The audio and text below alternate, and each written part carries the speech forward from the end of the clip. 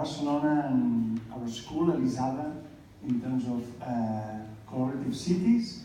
You may know Barcelona. Barcelona is known to be, the story of Barcelona is the story of the growth of a compact city. And this means compact not only in terms of physical space, that means the dense fabric, the grid, the architecture, but also compact in terms of several layers of social issues, relations between people and place, that is really important there. It's a 2,000 years old city, so any decision in Barcelona has lots of layers related to territory, to heritage, to environment, to commitment between people and public space. So I think this is really important to understand when dealing with this compact city. And we are a design school, the first design school that opened in Spain with such a name in 1961, and we are right here, so in the center of the city, and we are in this green strip called Las Ramblas, which is the most popular touristic boulevard in Barcelona. Elisava is this pink building back here, so we are right there, and this is also important to understand how we deal with city making. I am the academic director of the school, so I am constantly reflecting on what is a design school in the 21st century. It's been mentioned a little bit by Lo. A design school has to be a hub to enhance the students' creative skills, first of all. I think we have to deal with students, and these are our main target, let's say so. And also to promote connections with the environment. So the place where we are, it's a perfect space to do both things, to enhance creative skills and to promote connections with environment. So as mentioned, we are in all the schools, so we have lots of background, but a few years ago we decided to upgrade this situation. So we took a bunch of decisions. We opened DxCC Lab Barcelona 2 years ago. We invited a few people you may know here, so all of them are here right now, to build this network of experts to trigger something that was happening already in the school, but we wanted to formalize and increase in terms of depth and intensity, and that was called Design for City Making. This is a 3-year project. We are only in our first year, not even the first year. A 3-year program across the school, and this is really important. When Ezio came to explain the program for the first time, it was really important everybody in the school to understand that it was a platform to which anyone could relate as much as they wanted to. So this is really good to understand that design for city making is not a niche, it's not a silo, it's a platform that connects different stakeholders, as we will see right now. And to open the call to the whole Elisava community, we just decided to have some basic criteria of what we understood that was a design for city making project. These are the 5 criteria. They are pretty common, all of them, but let me just highlight 2 of them that I think are key for design schools, and this is the main issue I'll try to explain you in this speech. How design schools can interact with this whole world of social innovation. First of all is bridging. I think anything we do from design schools related to design for city making has to deal with connecting communities that would be commonly isolated, commonly not connected, not communicated. So this is key for us to promote in every project, bridging between communities that we connect for the first time or that are commonly not connected. And the second one is lasting, and it relates to something that was mentioned yesterday, this idea that we have to understand that our role as designers is to try to give answers that connect with the past, give answers to the present, but also can bring us to a better future. And through this frame, we open the school and we open this program that is trying to explain the whole Elisava community, first of all the students, second academic staff and researchers, and at the last level, the whole city. We want to explain that we think that complexity is the path for city making.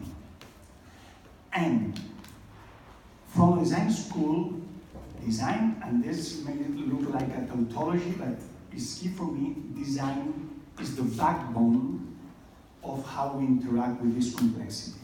What do I mean with design? I mean the classical issues of design: form, materiality, color, texture, typography, these kind of issues we used to talk about in design schools. To explain this approach, I will use several projects. One of them are not from Elisava, but that explain a little bit this balance between the abstract issues we want our students to deal with the precise tools we want to use when interacting with these issues. The first example is this one. A century ago, the Barcelona municipality opened a contest to have a new tile for the sidewalks. To this contest appeared a company called Escofet, and had in hand some really important architects such as Puig i Cadafal, one of the most important modern style architects in Barcelona. And they presented this bunch of options. They were awarded with the first prize, so they decided to put this. It was at the origin only in 4 streets in a block of the typical Eixample street, but finally it spread all along the city. Edjo always tells me, not all along. Well, 20 years ago it was all along the city, from downtown to the suburbs, from bourgeois neighborhoods to industrial neighborhoods. All the sidewalks were designed and paved with this really simple tile. It's a 20 by 20 centimeters tile, only 4 centimeters of depth. It's really cheap, it's concrete, it's sand and water, but it has this strength that right now has become even a symbolic picture of the city of Barcelona. Here we have 2 basic issues I think we have to deal with, which is feasibility and replicability. This is really cheap, really easy to implement, but really strong at the same time, and this has to be done by designers. In that 1 century ago we were architects, but this is the kind of issues designers can do.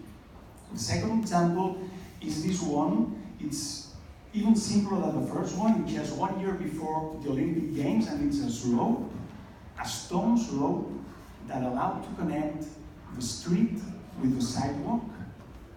And this simple stone slope that was at the first moment only for Rambla Catalunya, one of the important boulevards in Barcelona, finally was implemented in all the city again.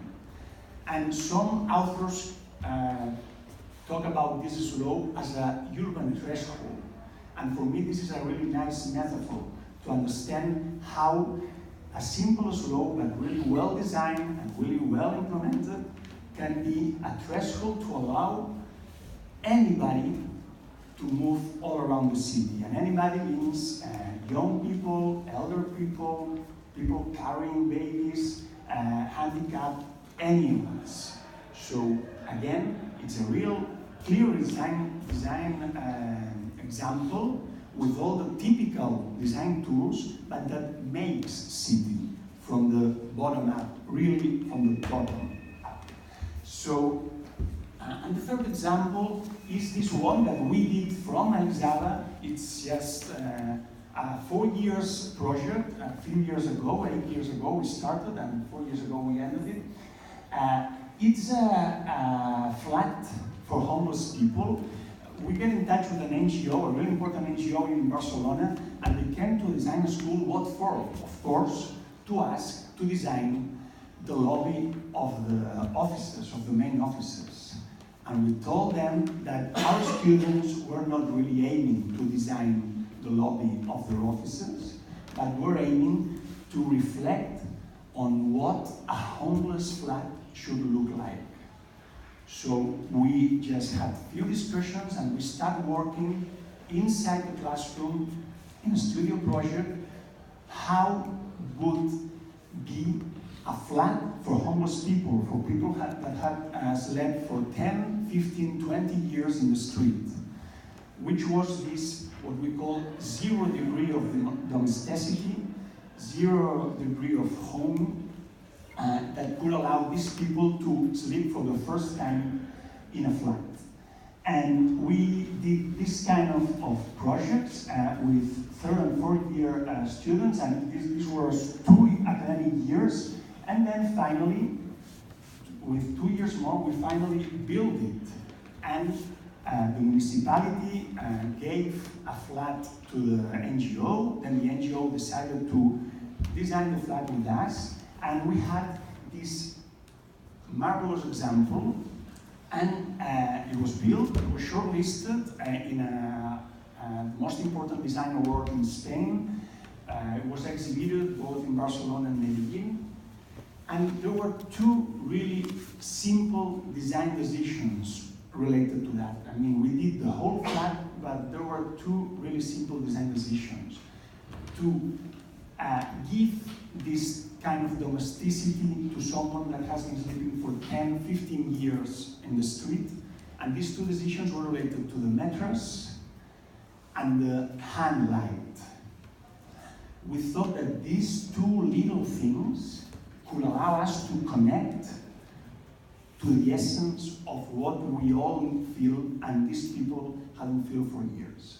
So again, it's an issue of how we can be aware of these abstract issues and we can be really committed to them, but how do we have to understand which are our good tools and then develop them?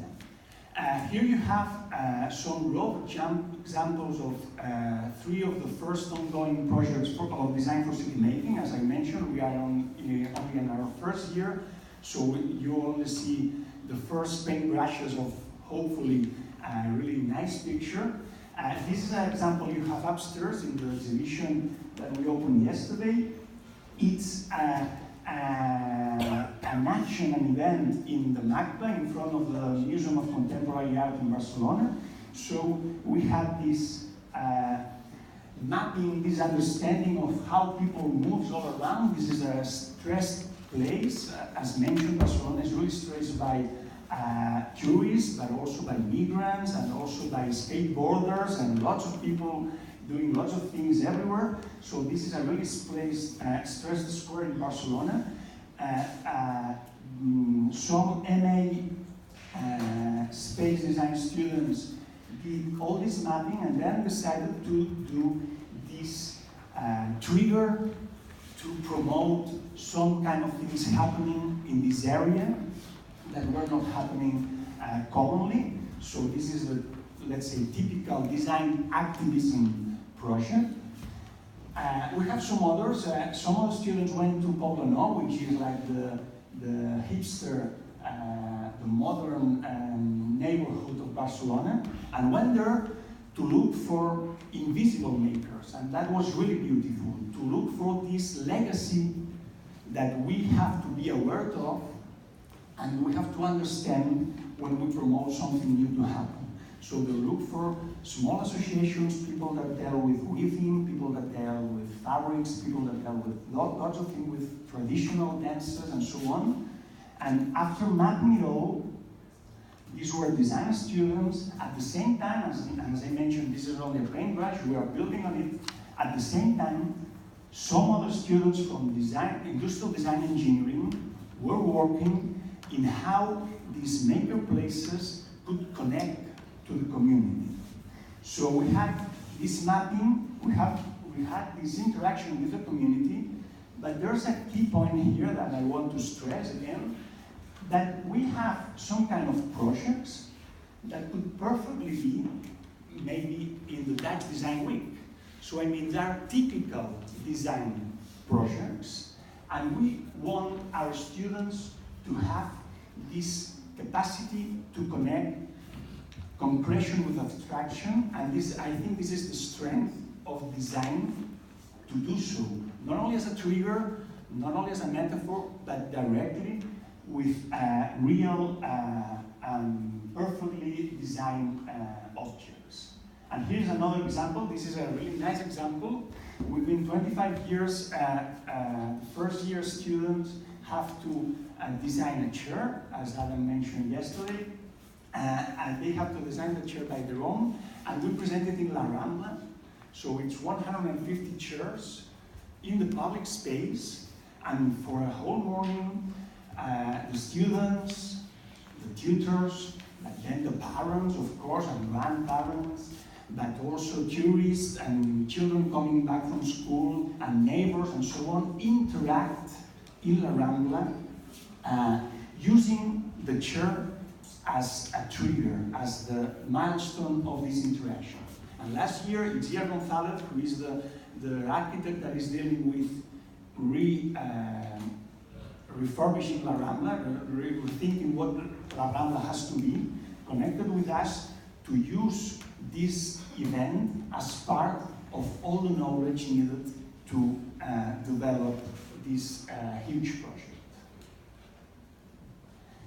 So this is our first year. We have some kind of design threads that you perfectly know, because are the same threads that are the frame of this conference. But I'd like to highlight a few things before closing. I would like to highlight, first of all, what I mentioned, that this is a platform that connects several people. Inside the school, we connect first-year students with MA students. We connect engineering with graphic design, with interaction design, with product design. We have, of course, designers, engineers, but we have architects, social scientists, artists that are teachers in the school and that get involved with this project.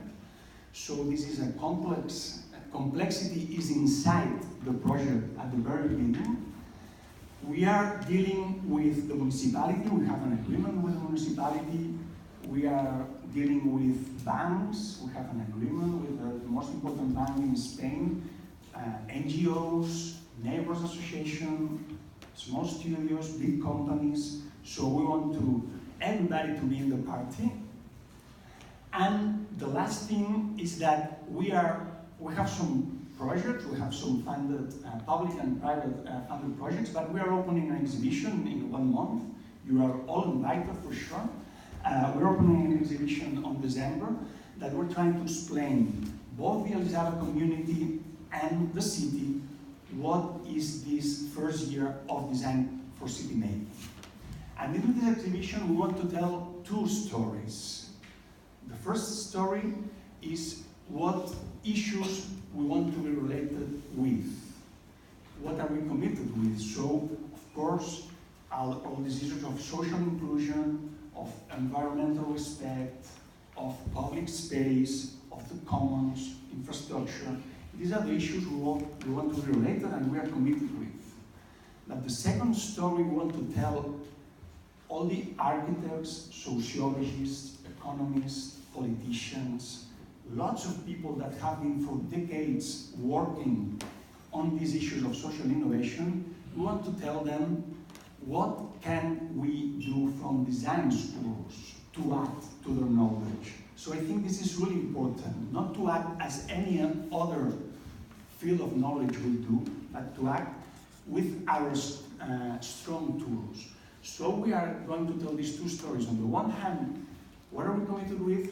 But in the other hand, which are our tools? Which are our tools? And I think this is we've got lots of examples here, but I think we have to discuss a lot in this direction. Of course, design activism is a tool. We all know that design has this, as Arzu said, politicians are afraid of designers, so this is good. But we can do a good mapping on something and take awareness of some situations that no one knew. We can make some storytellings. We can build the scenarios of the future. So we have these tools, but also we can prototype. We can experiment through materials.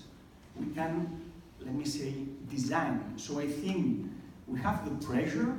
We have to defend our strong skills, our hard skills, to connect with all this complexity, with all these communities that are dealing with these issues with social innovation. And the stronger we are and the deeper we are in our hard skills, the better I think we will be able to collaborate with them all. So, thank you very much.